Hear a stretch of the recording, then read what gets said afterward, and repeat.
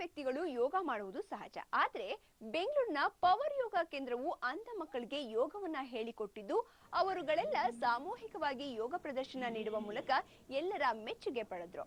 ಅಂಧ ಮಕ್ಕಳಿಗೆ ಹಲವು ತಿಂಗಳ ಕಾಲ ಯೋಗ ತರಬೇತಿ ನೀಡಲಾಗಿದ್ದು, ಇದೀಗ ಇವರು ದಿನನಿತ್ಯ ಸರಾಗವಾಗಿ ಯೋಗವನ್ನ ಮಾಡುತ್ತಿದ್ದಾರೆ. ಕಾರ್ಯಕ್ರಮದಲ್ಲಿ ಭಾಗವಹಿಸಿ ಮಾತನಾಡಿದ ಕೃಷಿ ಸಚಿವ ಕೃಷ್ಣ ಬೈರೇಗೌಡ, ಸಾವಿರಾರು ವರ್ಷಗಳ ಇತಿಹಾಸವಿರುವ ಯೋಗ ಭಾರತದ ಸಂಶೋಧನೆಯಾಗಿದೆ. ಕಳೆದ 10-20 ವರ್ಷಗಳಿಂದ ವಿದೇಶಿಗರು ಇದರ ಮಹತ್ವ ತಿಳಿದು ಉತ್ತಮ ಆರೋಗ್ಯಕ್ಕಾಗಿ ಇದರ ಮೊರೆ ಹೋಗುತ್ತಿದ್ದಾರೆ. ಇಂದು ವಿಶ್ವ ಯೋಗ ದಿನಾಚರಣೆಯನ್ನು ಆಚರಿಸುವ ಮೂಲಕ ಈ ಜಗತ್ತಿಗೆ ಭಾರತ ಯೋಗವನ್ನ ಕೊಡುಗೆಯಾಗಿ ನೀಡಿದಂತೆ ಆಗಿದೆ ಎಂದು ಕೃಷ್ಣ ಬೈರೇಗೌಡ ಅಭಿಪ್ರಾಯಪಟ್ಟರು.